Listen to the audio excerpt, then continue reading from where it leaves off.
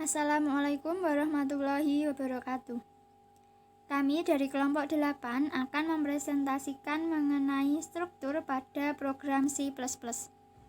Kami yang beranggotakan Kholida Hanum, Minitika Selviani, Minatika Selviana, Evi Kumalasari, dan Imro'atin Naili.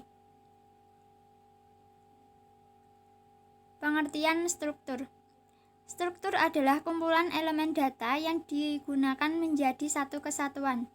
Dengan kata lain, struktur merupakan bentuk struktur data yang dapat menyimpan variabel-variabel dalam satu nama. Masing-masing elemen data dikenal dengan sebuah field. Field-field yang digabungkan menjadi satu dengan tujuan untuk memudahkan dalam operasinya.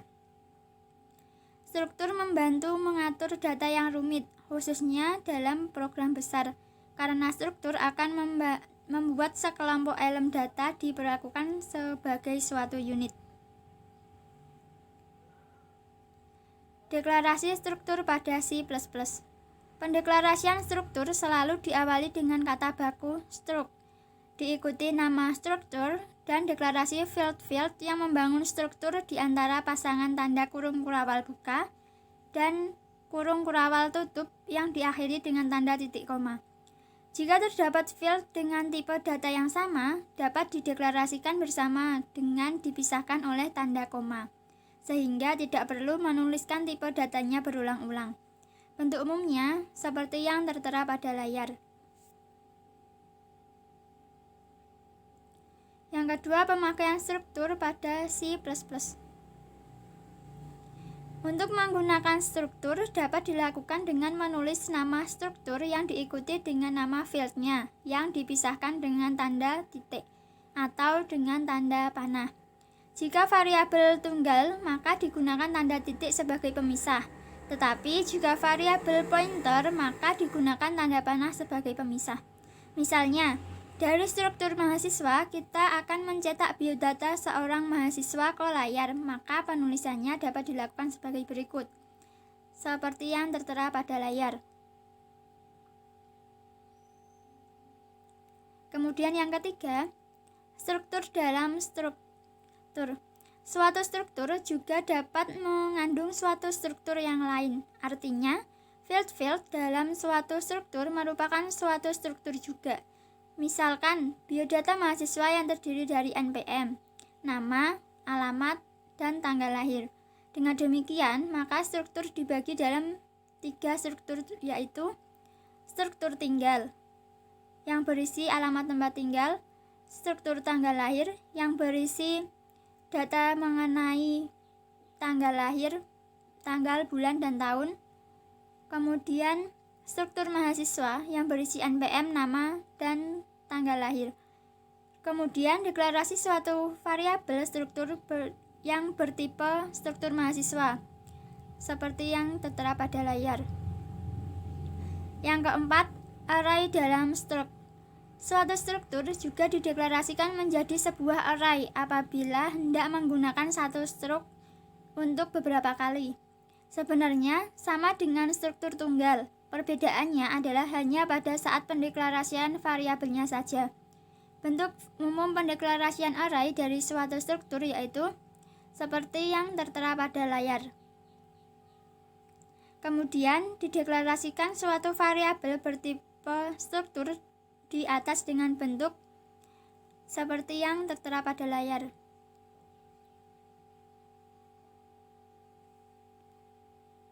Oke, terima kasih. Demikian presentasi dari kami. Mohon maaf apabila ada kesalahan. Wassalamualaikum warahmatullahi wabarakatuh. Assalamualaikum warahmatullahi wabarakatuh. Pada kesempatan kali ini saya akan menjelaskan contoh dari program struktur.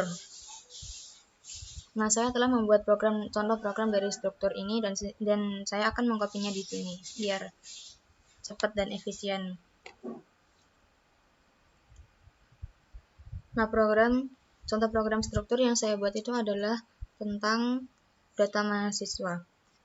Langsung saja ke penjelasannya. Yang pertama itu ada include IOStream. Include IOStream itu merupakan file header yang harus ada jika menggunakan perintah cin atau cout. Terus yang kedua itu ada include string. Include string yaitu sebuah array atau dimensi yang berisi kumpulan huruf atau karakter.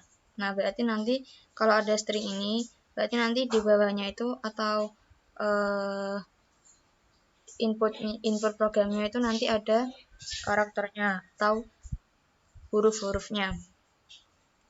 Terus kalau dasar dari program struktur itu adalah, atau rumus dasar dari program struktur itu adalah tipe data, terus ada variabelnya seperti ini. Lanjut. Nah, ini ada struk, terus disertai mahasiswa. Nah, struk di sini itu adalah keyword atau kata kunci yang memungkinkan membuat deklarasi yang di dalamnya terdapat banyak variabel. Nah, struk di sini merupakan keyword dari program struktur.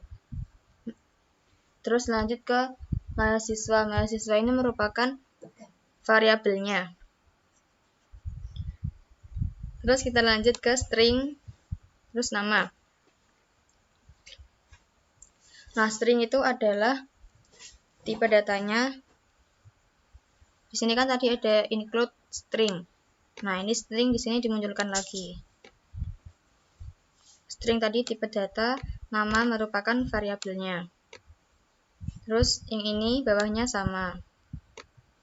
Terus untuk float, float itu adalah tipe data untuk angka pecahan. Terus IPK, IPK merupakan variabelnya. Nah, kalau IPK kan biasanya kan contohnya kan ada 3,00 itu kan berarti pecahan, makanya disertakan ini tipe data float.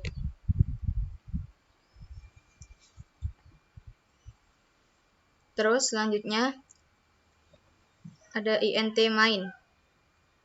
Int main ini maksudnya adalah fungsi utama yang harus ada dalam suatu program. Terus lanjut ke ini mahasiswa MHS.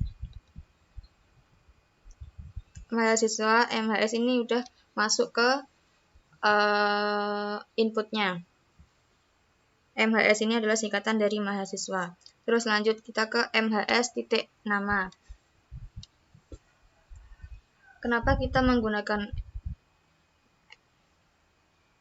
MHS? Karena variabel MHS menggunakan tipe data struk yang tadi di atas tadi ini, yang merah ini.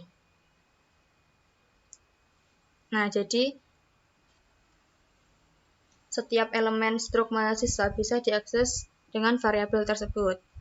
Jadi bisa menyatakan MHS titik misal nama, terus ada misal lagi MHS titik alamat, seperti itu. MHS titik nama, terus di sini ada Iqbal Nur Rahman, ini merupakan namanya, deklarasi dari namanya. Terus selanjutnya MHS titik jurusan, jurusannya yaitu pendidikan matematika. Terus selanjutnya MHS titik IPK. IPK ini IPK-nya dari Iqbal Nur Rahman tadi, yaitu 3,68. Terus kita ke selanjutnya. Oh ya, titik koma itu merupakan akhir dari pernyataan. Terus selanjutnya ada cout. Cout itu merupakan keluaran, program keluaran atau output.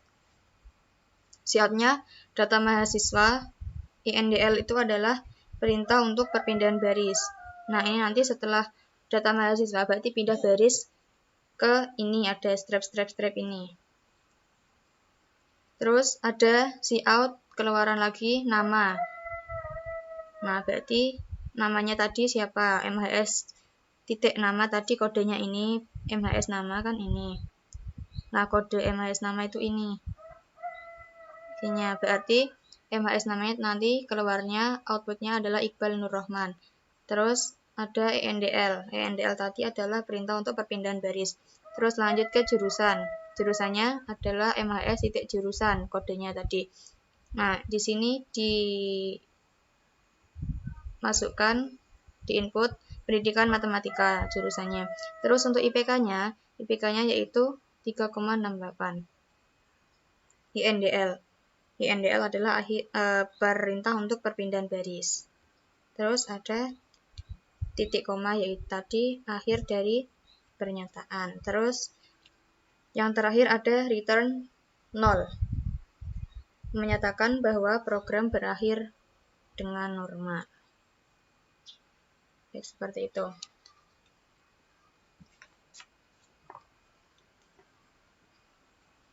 Saya akhiri, apabila ada banyak tutur kata yang kurang berkenan, mohon dimaafkan.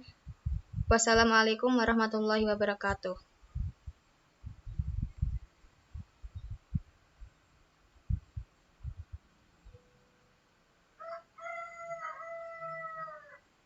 Terus ini kita compile.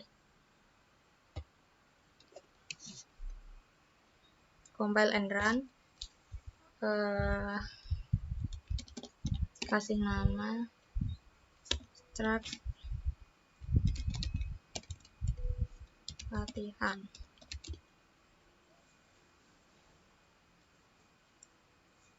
Save.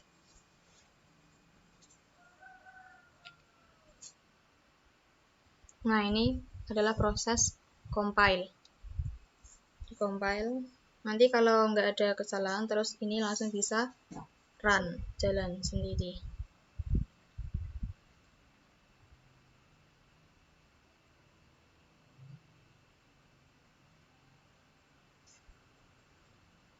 Baik, kita tunggu. Nah, ini udah, tinggal menunggu hasil outputnya.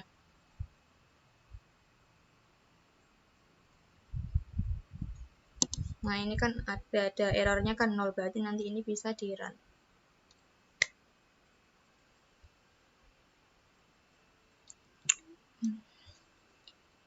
Nah, berhasil alhamdulillah. Outputnya yaitu data mahasiswa, namanya seperti yang tadi, jurusan dan IPK. Nah, sekian. Saya akhiri, apabila ada banyak tutur kata yang kurang berkenan, mohon dimaafkan. Wassalamualaikum warahmatullahi wabarakatuh.